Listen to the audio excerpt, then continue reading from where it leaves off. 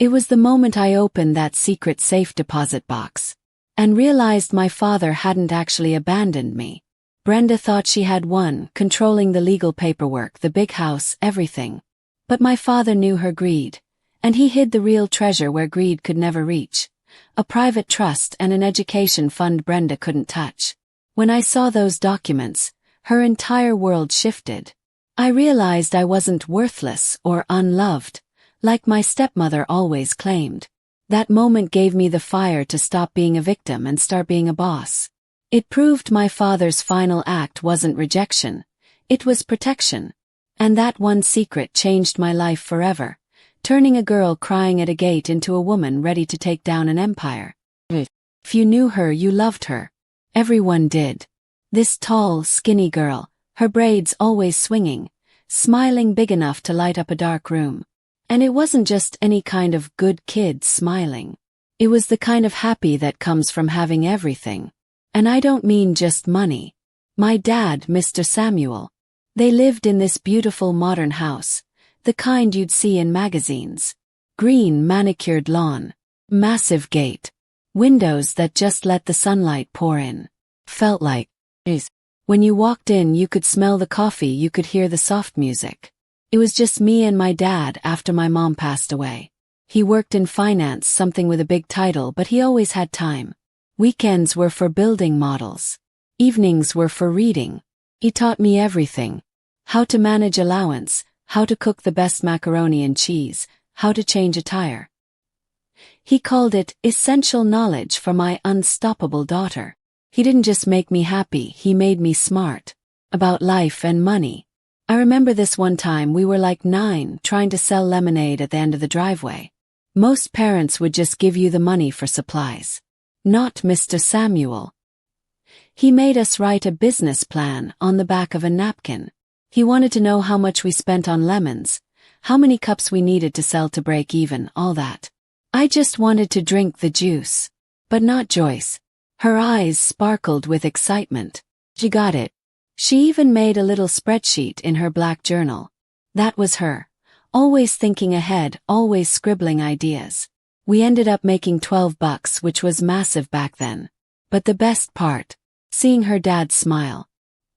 He didn't just give her everything. He gave her the tools to earn everything. Yeah, that's how it was.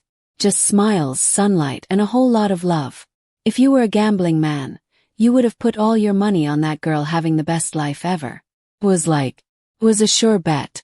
But then, as we all know, life doesn't always play by the rules. Happened so fast. About 3 years ago, when Joyce was maybe 13, 14, my dad started talking about finding companionship. A nice way of saying he was lonely. And sure, as a friend I wanted him happy. But Joyce, she was just worried. She loved her dad. She thought it was just them. And then he introduced her. Ms. Brenda. Let me tell you about Brenda. First time I saw her I thought she was a model or something. Tall, long, wavy real hair. She always made sure to say that. Always in high heels. She smelled like perfume that costs more than my car. When she smiled, it didn't go all the way to her eyes. You know what I mean. Like the mouth is smiling, but the eyes are still analyzing your outfit. Mr. Samuel, though, he was gone. He was like a teenager in love for the first time. He brought her flowers every single day. They were always laughing at jokes nobody else thought were funny. And fast. Within 6 months they were married. That wedding. It was obscene. More flowers than a funeral home. A cake so tall it almost touched the ceiling. Brenda looked spectacular. But Joyce. She looked like she wanted to disappear into the ground.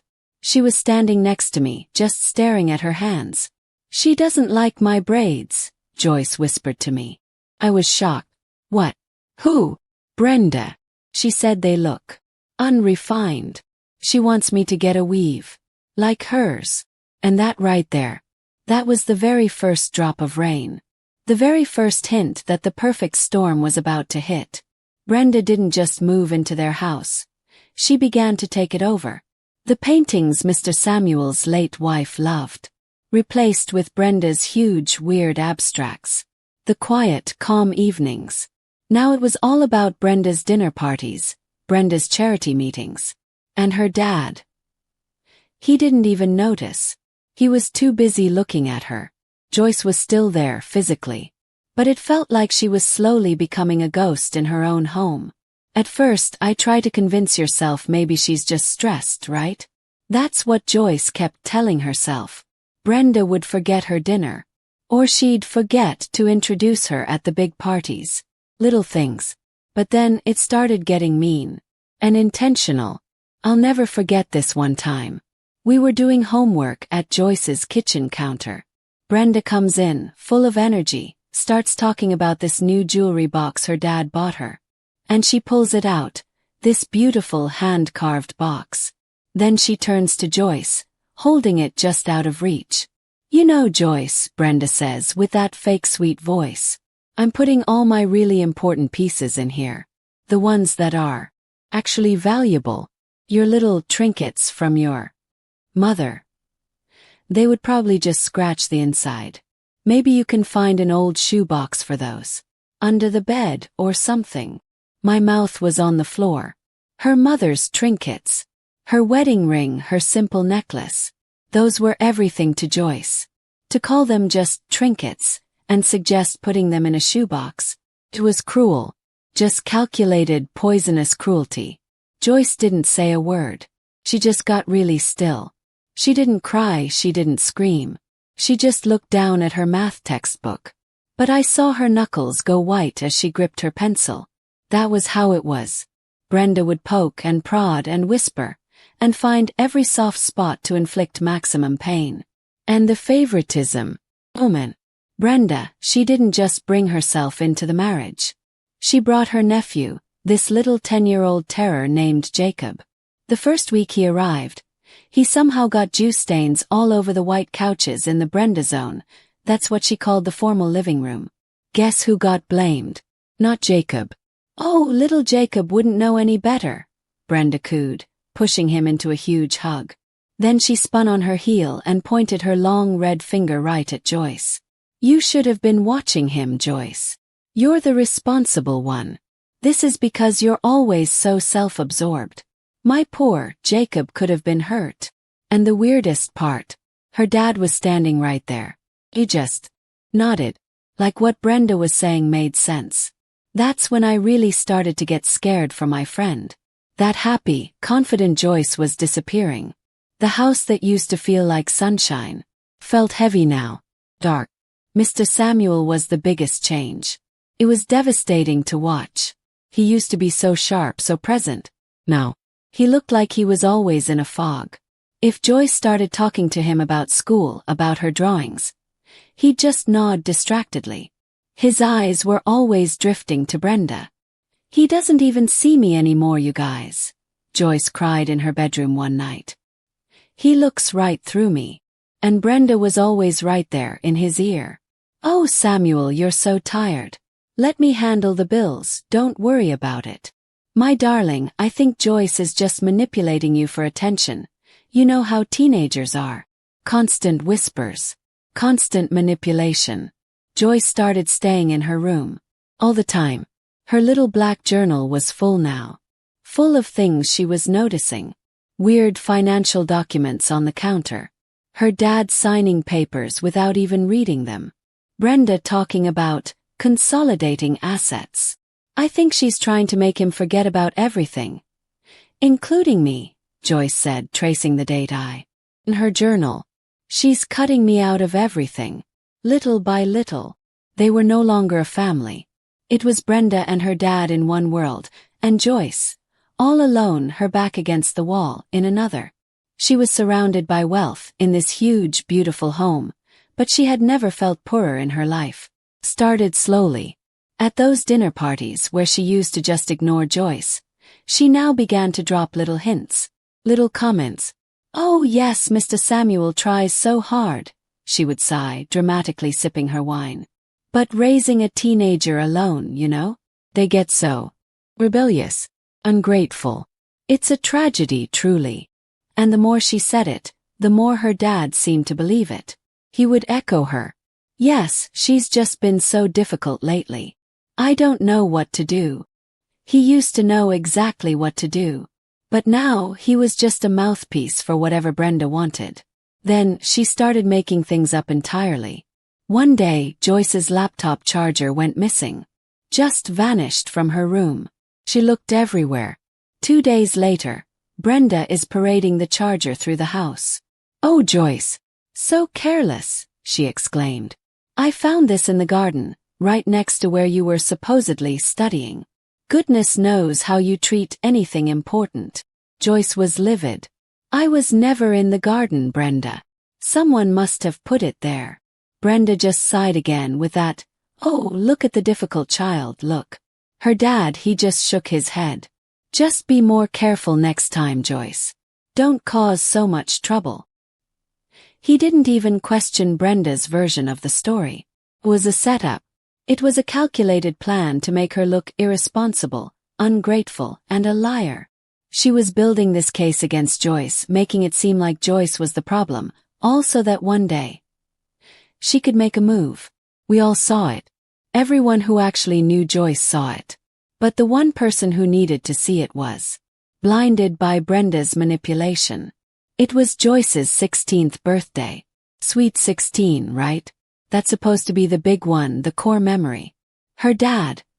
He always promised they'd go to this crazy fancy hotel restaurant for her 16th. The kind with white tablecloths and chandeliers and appetizers that cost $20. She'd been talking about it for years. She even bought this simple, beautiful dress with her own allowance money she'd saved up. It wasn't flashy, but it made her feel like a queen. I'm talking like a month before her dad is still on board. "Yes, honey, sweet 16, we're doing it right." He was smiling when he said it, really smiling. Felt like maybe, just for one day, they were gonna be them again. But on the day, on her actual birthday, we were over there, just me and a couple other close friends. Joyce is in her dress, her hair looks amazing, she's all excited. We're in the kitchen waiting for her dad to come downstairs so we can all go. Then down comes Brenda. She's in some high-fashion, weirdly matching outfit with Jacob. She doesn't even look at Joyce. "Sam!" she yells towards the stairs. "Come on, the driver's here. We'll be late for the charity gala." My jaw dropped. The charity gala. On her birthday. Her dad comes down. He looks completely dressed up. Tuxedo. He glances at Joyce, and then quickly looks away at his watch. "Oh, Joyce. Happy birthday, honey," he says, sounding all distracted and hurried. We have to go to this thing for Brenda. It's really important. It's for the Children's Foundation, you know." "You promise we could go to dinner, Dad," Joyce whispered. I've never seen a person's heart break so visibly. Her voice was just this tiny thread of sound. "For my birthday. My sweet 16. Brenda puts her hand on Mr. Samuel's arm, all soothing like. "Oh, Samuel. Don't worry. Joyce understands. She's a grown girl now, almost. She doesn't need a fancy dinner.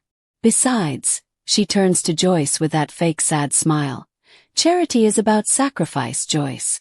It's time you learned to think about others for once." Sacrifice. And her 16th birthday, from the woman wearing $10,000 worth of diamonds. And her dad. He just nods. "Yeah, she's right. Next week, maybe. I'm sorry, Joyce. Happy birthday." Then he kissed her forehead and he left. They just left her standing there in her beautiful dress in the kitchen, with us and Brenda's judgmental ghosts still hanging in the air. He left his only daughter, the light of his life, for some random charity gala just because Brenda told him to. That was the moment I think Joyce truly knew. Her father was gone. He was physically there, but he was gone. After the birthday, something just closed off in Joyce. It was like she hit a point where she couldn't afford to care anymore because it hurt too much. Brenda's comments continued, and her dad's agreement got louder. He started criticizing everything. "Why aren't you studying more?" he'd say, looking at her grades, which were still excellent. "Brenda says you're distracted. Says you're always just floating around." "Floating around," Joyce would retort, her voice finally starting to get some steel in it. "I'm in my room studying. I'm working on my business plan for the student competition. He just scoffed. Business plan? Joyce, let's be realistic. You need to focus on useful skills. Brenda's nephew Jacob is already learning to code. You should learn from him. Learning from Jacob, who couldn't even manage to not get juice on the couch. It was insulting. But her dad just saw what Brenda wanted him to see. A difficult daughter and a perfect little Jacob. Brenda had successfully made him believe that Joyce was a problem to be solved, not a child to be loved. All the trust they had built, all the years of confidence building and teaching, it was all being eroded, grain by Brenda's poisonous whispers. And the scary part was, it was working. Joyce saw it in her dad's eyes. He didn't look at her with pride anymore. He looked at her with disappointment. And it was all based on lies. But you know what? Brenda didn't know one very important thing about my friend. See, Mr. Samuel. He had taught Joyce well before he forgot his own lessons. He taught her resilience. He taught her observation. He taught her how to manage resources. And she wasn't just sitting in her room being sad. She was getting ready. First, she stopped trying to defend herself. That sounds crazy, right? But she realized that fighting back with words only made Brenda look better. See, Samuel, she's so aggressive and ungrateful. Instead, she just got quiet, compliant. Yes, Brenda. No, Brenda. I'm sorry, Dad. Brenda was furious. She craved a reaction. She wanted chaos. But she got nothing. Just silence. And in the middle of her yelling, she looked completely ridiculous, shouting at a wall that wouldn't even blink. Next, the little black journal. It was always with her, always being written in. It wasn't just feelings anymore. It was names, dates, amounts. She was a sponge for information. At those dinner parties, she was in the background, seeming all withdrawn, but she was listening. The Peterson contract. $2 million in cash assets, she whispered to me one night, tracing a note in her book. He signed it on the 10th. Brenda was the witness. But the notary, he wasn't there. His stamp was there, but he wasn't there. She was learning things Brenda probably thought were over her head. But Mr. Samuel had trained a financial wizard, and she was starting to see the holes in Brenda's plans. She was collecting evidence, without even really realizing why she was doing it. Also, she started saving. Remember the allowance? Brenda had tried to stop it, calling it enabling a sense of entitlement. Her dad shockingly fought that one. So Joyce got her $50 a week. She didn't spend a single dime. Every dollar went into a hidden compartment in her closet.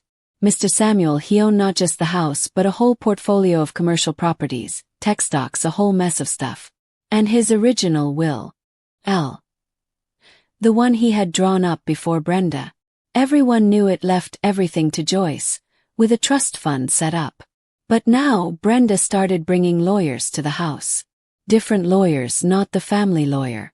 They'd be in the library with her dad for hours. Joyce was in the adjacent study once, pretending to sort through old photos. She heard Brenda's voice. Samuel, of course we love Joyce. But she's so young, so unstable. Imagine all this responsibility on her shoulders. She would just crumble. Or worse yet, waste it. We need to make sure everything is protected. Controlled. Controlled. That was the word. Joyce checked the dates in her journal. Another lawyer. Another meeting. New papers being drawn up. Brenda talking about consolidating funds into a single entity. Which basically meant she was trying to get control of all the money. So her dad wouldn't even be able to access it without her. Her plan was clear. Get her dad to change the will. Completely disinherit Joyce. Make it all look legal. All look like it was for Joyce's own good. And then when her dad was gone, she would have it all. All the money, all the power. And Joyce would have nothing but a bunch of made-up accusations and a reputation for being a problem child. It was an evil plan, meticulously crafted. And her dad, he was just nodding, just signing, and becoming the architect of his own daughter's destruction, guided by the hand of the woman who didn't care about anything but the bank account. Happened like 3 months ago. Mr. Samuel, he started getting these bad headaches. Brenda just brushed them off. Just stress, darling. You need to relax. Sign this paper, then relax. One morning, he didn't wake up. A massive aneurysm. Just like that. The heart and soul of that house, gone in a heartbeat. The world just stopped. The grief. It was this suffocating, heavy blanket. Joyce, she just went numb.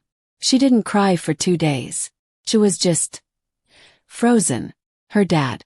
The only person who had ever truly, unconditionally loved her. Brenda, though. Brenda was on it. She was a crying, sobbing mess in front of everyone. Dramatic fanning, needing to be supported. But behind closed doors, Joyce saw her. She saw the eyes. Focus. The speed. Within 4 hours of finding him, before his body was even taken away, the new lawyers were in the house. Not the family lawyer. The funeral was a blur of black clothes and people saying things they didn't mean. Brenda was the grieving widow, perfect and tragic. Joyce was just this empty shell standing at the grave.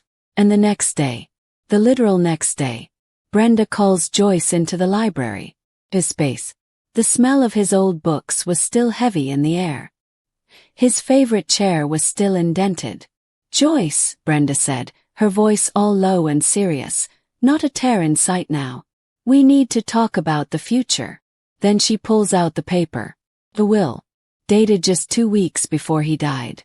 Your father, Brenda continued, tracing the signature. He loved you very much. But he was concerned. He wanted to make sure things were managed properly. He left everything to me. Everything. Joyce's voice was barely a whisper. Yes, everything. The house, the stocks, the properties. It's all mine as his spouse. What about me? Joyce asked. Brenda smiled.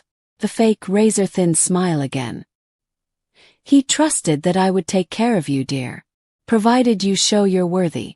You know how disappointed he was with your behavior lately. We need to see a real change. Joyce stared at her. He didn't leave me anything. Not his books. Not the necklace my mom gave me. Nothing. Brenda's eyes went cold. His books are part of the house. The necklace. Well, it's also technically property, isn't it? He left me in control, Joyce. All of it. Now why don't you go pack a few things? We're going to be changing things around here. She was left with nothing.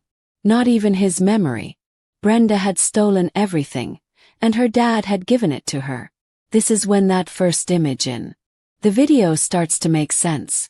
Remember that extreme close-up of Joyce? That look of pure, agonizing shock. That's what it was.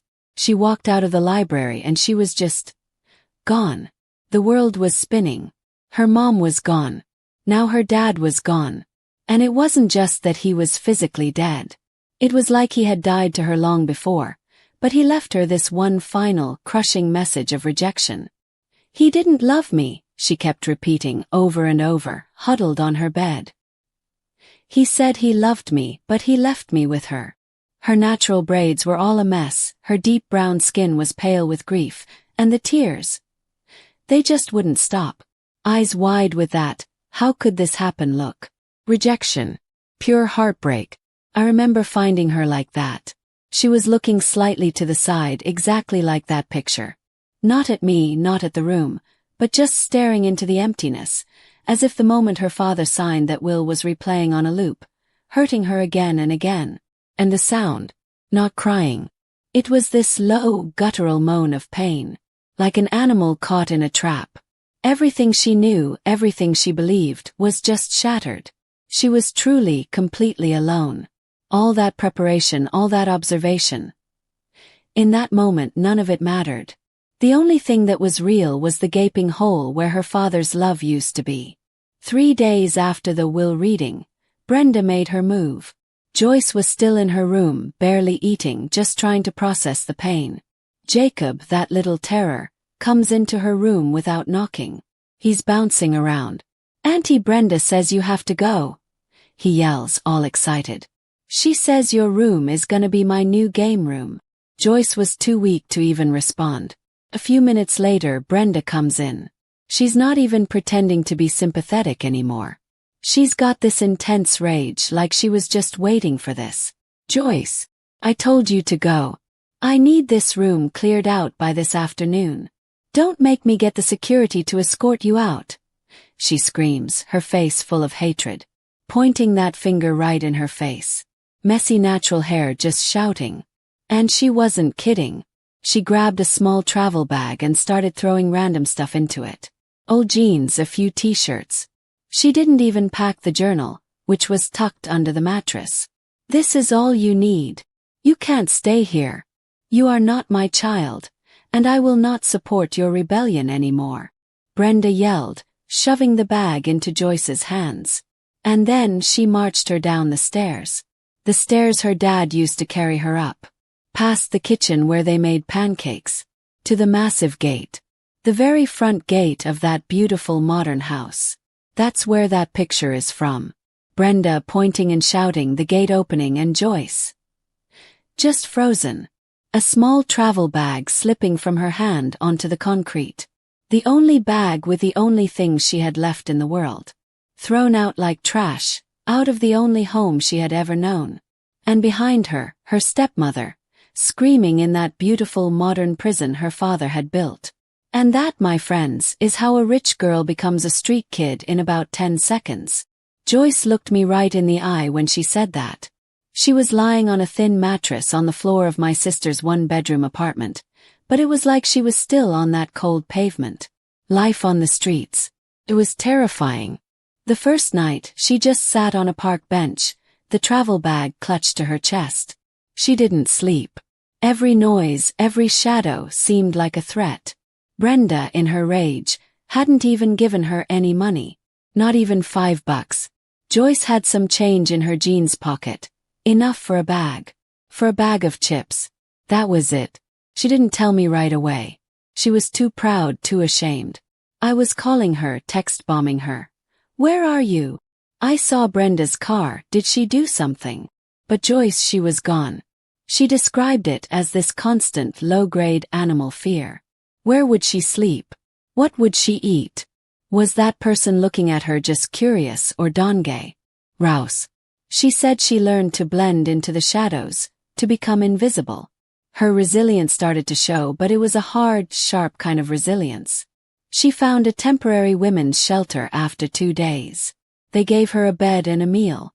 But the rules were strict and the other women were tough. They were all fighting their own battles. Joyce had never seen this side of the world. She'd never seen real, grinding poverty. She'd never had to worry about basic safety. And here she was in the middle of it, a target with her fancy clothes, even if they were a few years old, and her rich girl look. She quickly traded her good jacket with another girl in the shelter for a worn, hooded sweatshirt that made her disappear. She was surviving, yes.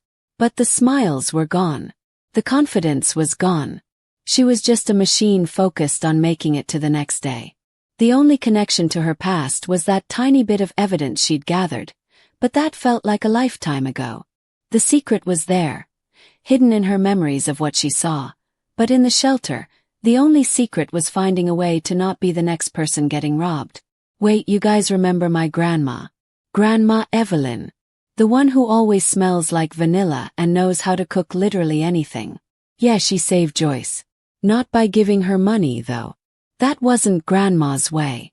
See, a week into this nightmare, I finally tracked Joyce down. She was hanging out outside a convenience store, just trying to find some shade. Her braids were frizzy, she had circles under her eyes. She was wearing that massive sweatshirt. It was heartbreaking. I didn't even ask. I just grabbed her and marched her right to my grandma's house. I was so mad, so ready to storm Brenda's castle. Grandma Evelyn was in the kitchen, making her famous peach cobbler. She looked at Joyce, didn't say a word. She just got up, pulled this huge, comforting mug of hot chocolate from the cabinet, and set it on the table. Drink, she said with that gentle but unmovable tone she has. And Joyce did. And then she just crumbled. The tears that had been held back since her dad died, they all came out in Grandma Evelyn's kitchen. She told her everything. Brenda. The lies. The will. Being thrown out. All of it. Grandma Evelyn just listened. She didn't say, "Oh, that's so sad."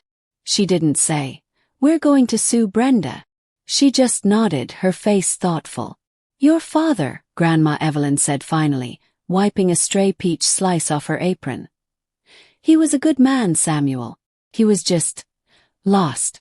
Brenda found him when he was at his weakest. It's a tragedy, but it's not your tragedy." Joyce looked up, sniffed. "But she took everything. Money. Things." Grandma waved her hand dismissively. "That's just stuff. Brenda can have the stuff. But she can't have your mind. And she can't have your father's real teachings." And that's when she made Joyce an offer. "You can stay here for a few days," Grandma Evelyn said. "But not for free. My peach cobbler is delicious, but it doesn't make itself. I have orders to fill. You can learn to bake. I'll pay you not much but something. And you can sleep on the sofa in the living room." It wasn't a free pass. It was a trade. An opportunity. And for the first time in weeks, I saw a tiny, tiny spark of the old Joyce, the one who made the spreadsheet for the $12 lemonade, flicker back to life. It wasn't about the money, which was barely $50 a week. It was about being seen as capable, not as a victim. And Grandma Evelyn had just handed her the very first brick to rebuild her throne. Joyce stayed on Grandma's couch for 3 weeks. And let me tell you, it wasn't a vacation.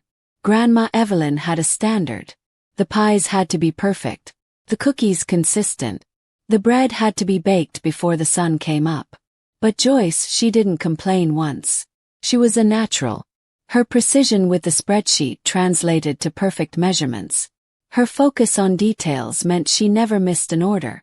Grandma Evelyn would sit in her armchair and watch her, a little smile playing on her face. "You see," she'd murmur. "You see the value of precision. The power of following a plan." They would talk. Not about the heartbreak but about the future. Grandma Evelyn would ask, "What do you want to build? How do you want to live?" She was forcing Joyce to think beyond just surviving the next day. She was pushing her to dream again. And the wins started small. Her first perfect batch of macarons. Those things are impossible. Selling out of her own creation, a blueberry lemon muffin, in 2 hours. Getting her first week's pay, $75 in cash. That money. $75. It was more than Brenda's allowance, but it felt different. She hadn't earned that allowance. But this. She had sweated for this. She had kneaded this dough. She had sold these pies. This was hers.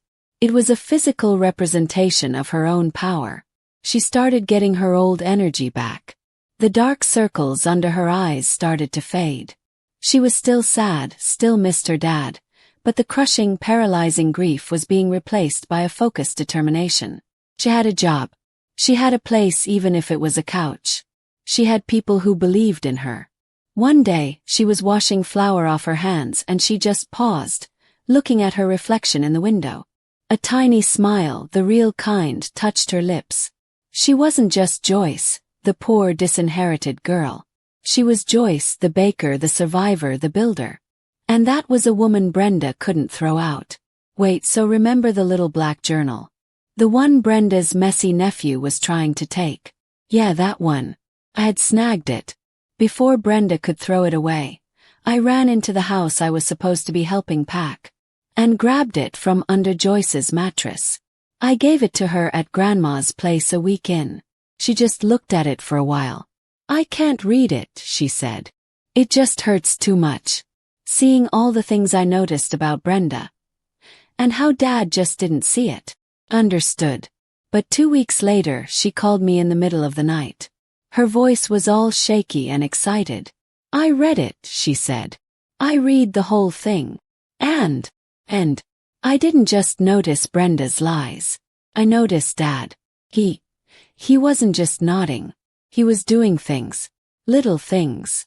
She told me that as she was scribbling down data about Brenda's lawyers and the new wills, she had also written about her dad's strange behavior.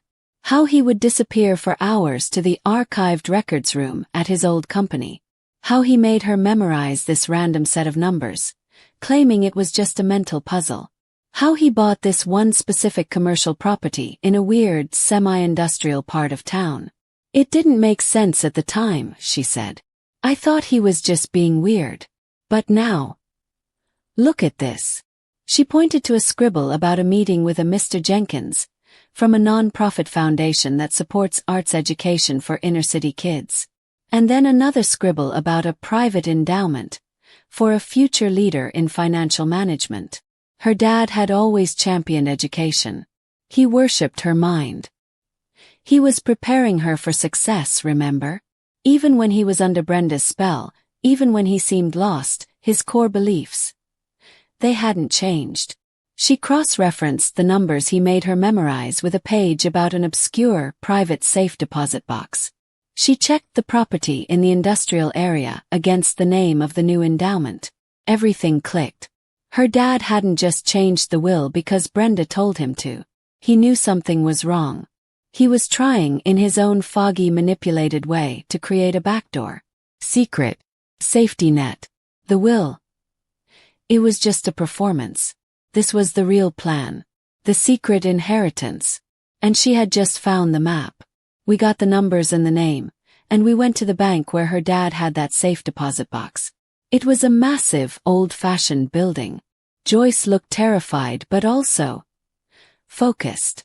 The banker, a serious-looking older man, checked the ID. Her dad's ID. He was on the account as a secondary owner. That was the other thing she discovered.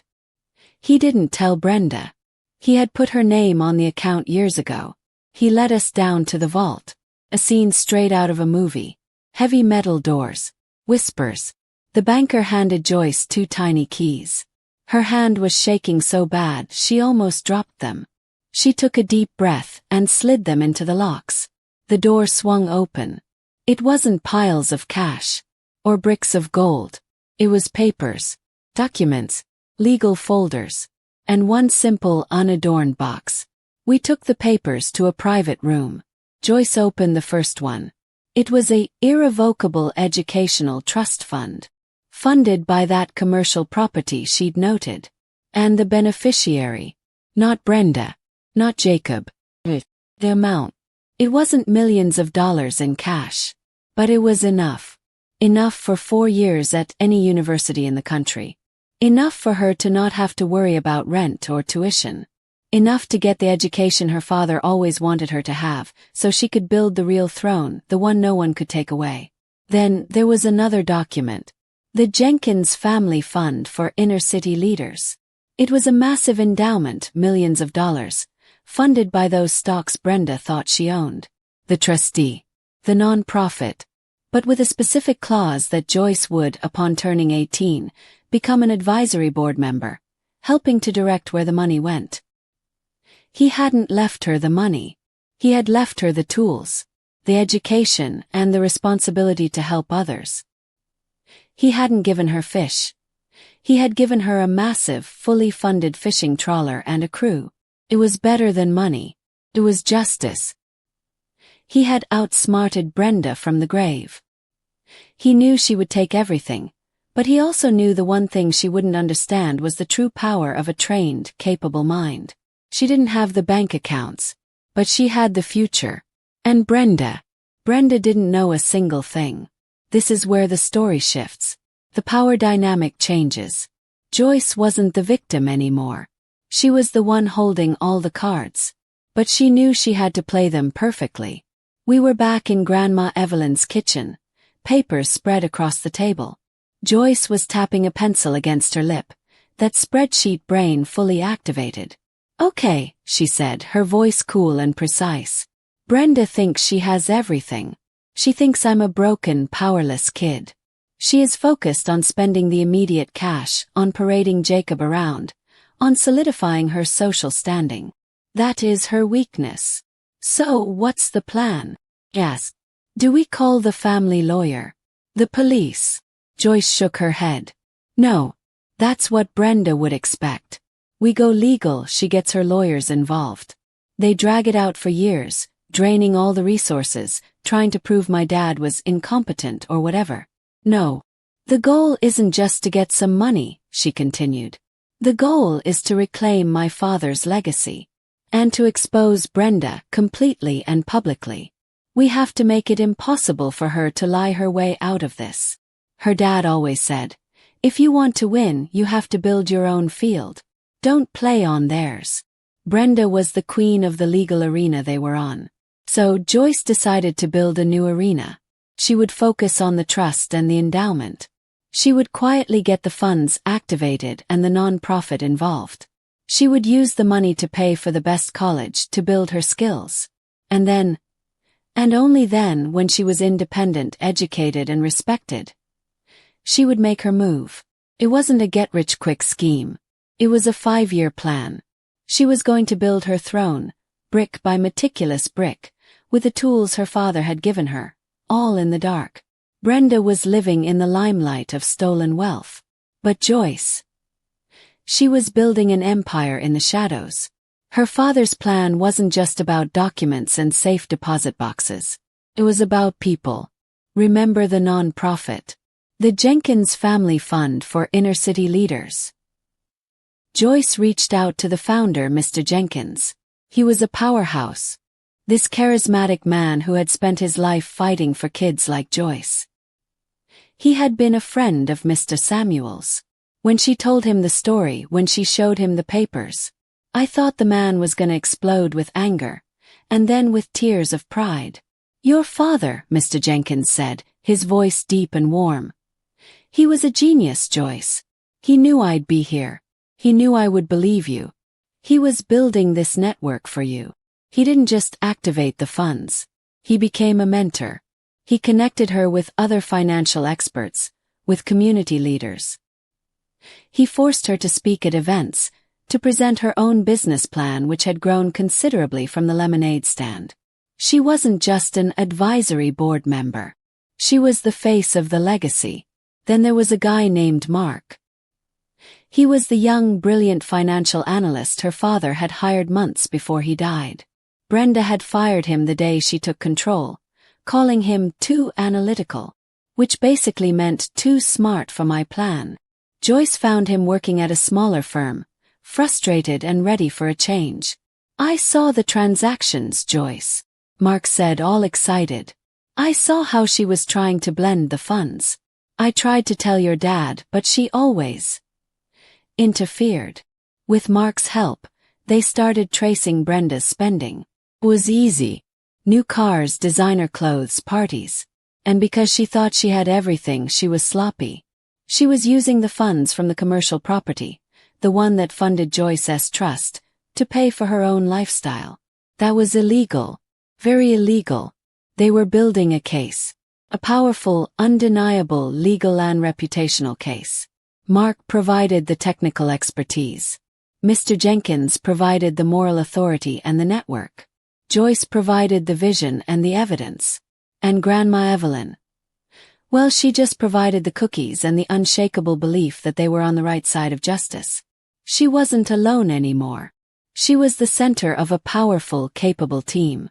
And Brenda was just a queen without a kingdom, sitting on a throne that was already beginning to crumble. She just didn't know it yet. Arrogance. That's what Brenda was about to find out.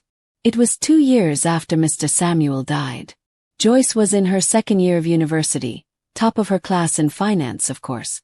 She was running a small, growing ethical investment fund she'd started with Mark. She was a different person.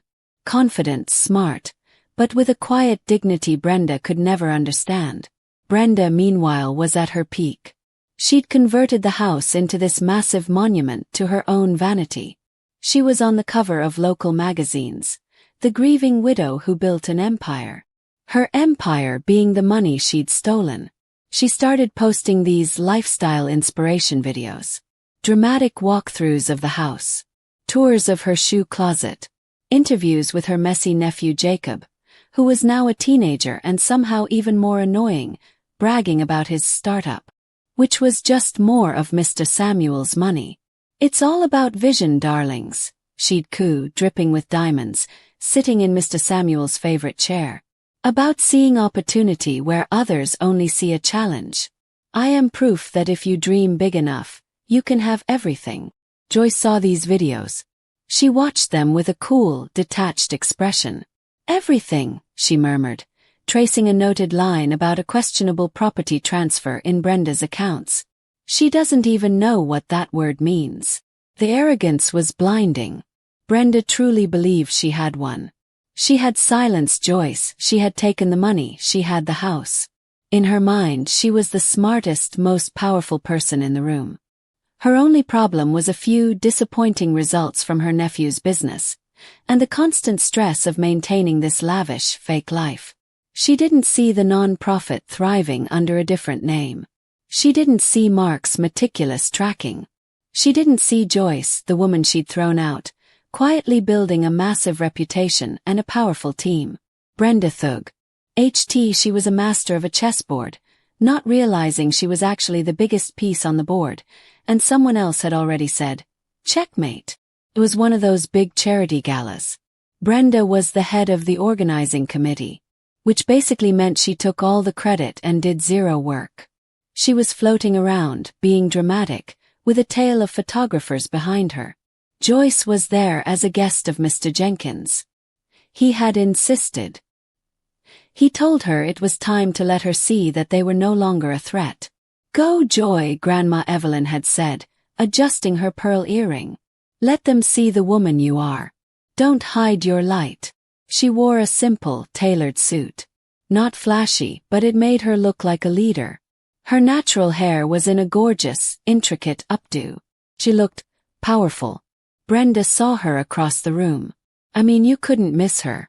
She was a presence. Brenda froze, that fake smile shattering for a split second. She walked over, that long red finger pointing before she'd even reached the table. "Joyce, what are you doing here? Did you break in?" "No, Brenda," Joyce said, her voice cool and steady, completely contrasting Brenda's rising voice. "I am a guest of Mr. Jenkins. My name is on the guest list." "A guest?" Brenda scoffed. "And what do you have to offer? A sob story?" "Not at all," Joyce replied. "I'm here to learn about the incredible work the Jenkins Family Fund is doing. They recently helped fund a small student-led ethical investment fund. Maybe you've heard of it. Legacy Capital." "Legacy Capital." Brenda frowned. "That sounds familiar. Some hipster thing." "We manage investments focused on education and community empowerment," Joyce continued. "Actually, one of our biggest holdings is a commercial property portfolio in that industrial area. The one where we are building the new tech center. Your nephew was actually complaining about it on his video last week, wasn't he? It seems some of his development projects were being blocked because we hold the title for the key access road." My breath caught. Jacob's development was being blocked by the property her father had left her the title to. Brenda's face went purple. "You little." "I am just a woman with a plan, Brenda," Joyce said, her smile small and genuine. "And unlike you, I don't need to steal anyone's legacy to build my own. My father taught me to build, not just to show. Maybe that is the vision you should be inspiring, darling?" She didn't wait for a reply. She just turned and started talking to another guest. Brenda was left standing there, her face a mask of fury and confusion, in front of a room full of people and photographers. She had just been publicly humbled, her lies exposed just a tiny bit, by the very girl she thought she'd crushed. It wasn't the final blow, but it was a perfect, satisfying little first bite. The world saw Brenda's facade crack. They saw Joyce's unshakable poise. And the questions started. Who was Legacy Capital? Who was this mysterious young woman who seemed to know so much? Joyce leaned in. She used the attention. She didn't do interviews about the heartbreak. She did interviews about education, about financial literacy for young people, about building ethical businesses. She became this inspiring figure, the woman who had gone from the shelter to the stage, which wasn't technically true. The trust had funded it, but the message was powerful. Education is the only inheritance that cannot be stolen, she'd say, with that unshakable dignity. Her investment fund, Legacy Capital, started to grow. Not because she had stolen money, but because she and Mark were brilliant. They found opportunities in undervalued communities. They supported businesses that actually helped people. They were building a real, sustainable empire. Her influence grew. She was on boards. She was giving speeches. People in high-up places knew her name. And not as Mr. Samuel's daughter, as Joyce, the capable, smart, unassailable leader. And the best part, she did it without ever mentioning Brenda's name in public. Brenda was at her house, in that monument to her vanity, getting sicker and angrier every day, watching Joyce's star rise. Every successful speech, every magazine cover, every time Legacy Capital hit a new milestone. It was a victory. Not just for Joyce, but for her father's real legacy. And Brenda was getting smaller and smaller, a queen without a kingdom, left behind in the dust of the authentic success she had never tried to build. It wasn't a party. It was a meeting. In a conference room. With actual lawyers. The proper family lawyers. Joyce sat at one end of the table. Behind her, Mark, Mr. Jenkins, and a team of forensic accountants. Brenda sat at the other end. She was still dripping with diamonds, but her face was drawn and pale. Her messy natural hair look having gone from stylish to unraveling. Her nephew Jacob was with her, for once, looking like a scared little kid. "Joyce," Brenda said, her voice tight, "this is ridiculous. My lawyers assure me the will is ironclad. You have no claim." "You're right, Brenda," Joyce replied, her voice calm and absolute. "We have zero claim to the inheritance your father left to you in his performative will." Brenda's eyes narrowed. "Then why are we here?" "We are here," Joyce continued, "about the funds you stole. Specifically, the funds from the Commercial Property Trust. The property your father put into an irrevocable trust fund for me, before he died, with me and a non-profit foundation as beneficiaries. The one that was funded by his own cash, not assets he was consolidating with yours." Joyce nodded to Mark. He slid a folder across the table. "These," Mark said, his voice flat and professional, "are the bank records. From the safe deposit box my father had with Joyce as a secondary owner. Not you. They detail exactly which funds were put into the trust. And these," he slid another folder, "are your spending records from the property management company. Over the past 5 years you have mismanaged. To the tune of $4.3 million. That is embezzlement. From a non-profit, and from a minor." Brenda's jaw dropped. Jacob's face went white. "And it gets better," Mr. Jenkins added. "We have already contacted the non-profit board. And they are, shall we say, not pleased. They have filed a formal complaint. The police are already processing the documents. If we can't reach a settlement here, well, you will be having this conversation with a very different kind of lawyer, in a very different kind of room." The silence in that room was absolute. You could hear Brenda's fancy perfume bottle clinking as she fumbled with her hands. Her layers of lies were stripped bare. The will was a performative act, yes. But her father had created a backdoor. Secret. And she had stolen from it, without even knowing it was there. The settlement was quick. An absolute. Brenda had to surrender the house. She had to surrender all the properties that had been part of her consolidation scheme. She had to pay back every single dime of the mismanaged trust funds, plus interest. And most importantly, she and Jacob had to sign a cease and desist order, banning them from ever using Mr. Samuel's name for personal gain again. She was left with nothing. No house, no cars, no social standing, no visionary. My breath caught. Jacob's development was being blocked by the property her father had left her the title to. Brenda's face went purple. "You little." The image of a lifetime of legal problems, of a future where she would have to actually earn a living, flashed before her. And as she signed the papers, her hand shaking, she didn't look at the diamonds. She didn't look at the lawyers. She just looked at Joyce. And for the first time I saw real, unmanipulated, animal fear in her eyes. She had finally met a queen who knew exactly how to play the game on her own field. And she had lost everything. The day the keys to the house were officially handed back to Joyce, we were all there. Felt different. The paintings were still Brenda's. The smell of her perfume was still heavy. It wasn't her home anymore. It was just a place where her father's life had been hijacked. I asked her, "What are you gonna do now, Joyce? Are you gonna live here?"